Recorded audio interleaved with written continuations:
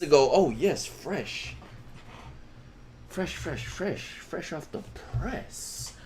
3 weeks ago, chat. Let's go crazy. This nigga entertains me. Llama Arts entertains me, man. It's not no jump scare shit, so it's not gonna be scary, but it's like he be having some good stories.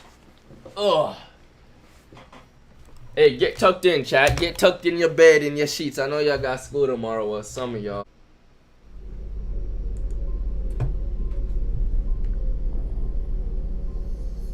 It was a cold, foggy evening when I contacted a close friend of mine to stay at my place for the night. Yes. Both of us were only 10 years old at the time, and my parents were often at work until midnight. This nigga got ran up on at 10 years old? Nothing to do except watching a television show or reading a book. My friend Alex had agreed to come over and brought a game of Monopoly to pass him the time. Monopoly. Chat, I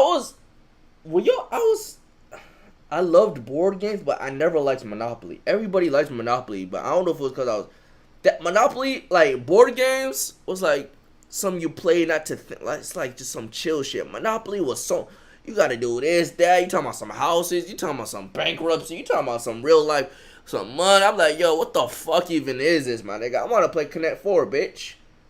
I wanna play checkers. Nigga talking about some Monopoly. Nah, I wasn't with that Monopoly shit. That shit was too much. Too much. Jumping over how you own a business now. What the fuck is you talking about, bitch? The fuck? So asked if he was interested in going to explore an abandoned subway station 3 miles away. He seemed excited at first, so we planned to go on the trip in the morning. Yes, nigga. I remembered that the subway dated back to the mid-1920s. I don't think I want to get Monopoly in my life. 1932 after 1929.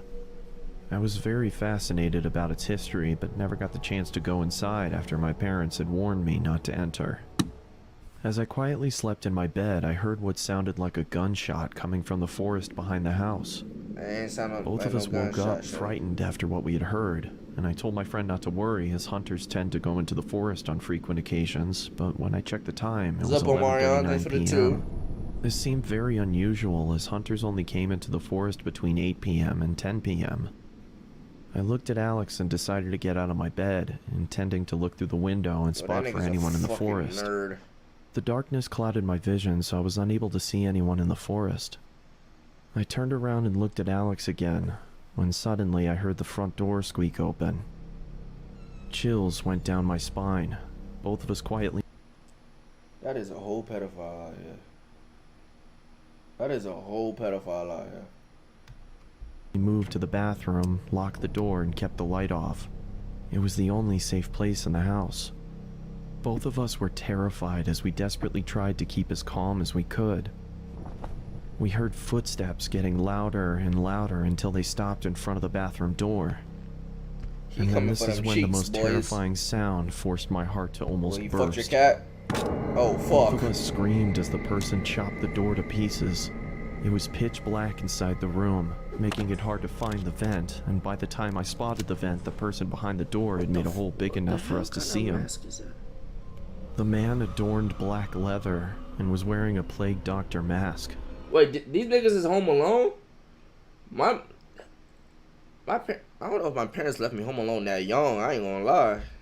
I scurried back to the vent, but it was too high above the floor. Is that nigga? What the? Did that nigga just open the door with his beak, my nigga? Plague Doctor mask. I scurried back to the vent, but it was too high above the floor for us to reach. If I ever seen a nigga breaking into my house with his fucking mask, I'm whipping out my camera, recording that shit on Snapchat, my nigga. Like, what is he doing? Alex told me to go first because he was the strongest. He lifted me up on his shoulders, allowing me to open the vent and go inside. When I looked at the door again, the man had managed to fit his arm through the hole and reached for the lock. I quickly grabbed Alex's hand, but struggled to pull him up into the vent. Grabbed his fucking penis. Oh, shit. Alex! I shouted, and began going after him. Yeah, say goodbye. I pursued the figure until I was led to the abandoned subway deep within the forest. It was chilly and foggy, meaning that I could only see objects within a range of 5 or 6 yards. He's gay now. Inside the subway was a pool of freezing cold water.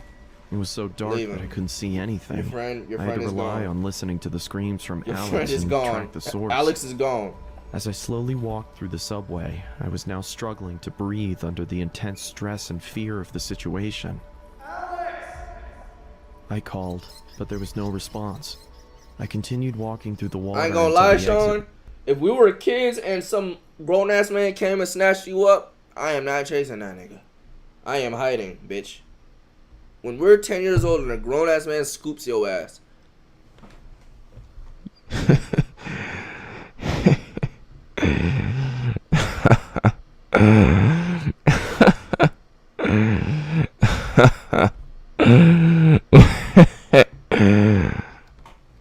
Was no longer visible.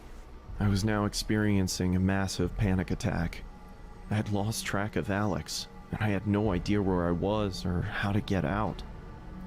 Where are you, At least call the Alex? feds. Nah, nigga. You're fucked. What the fuck?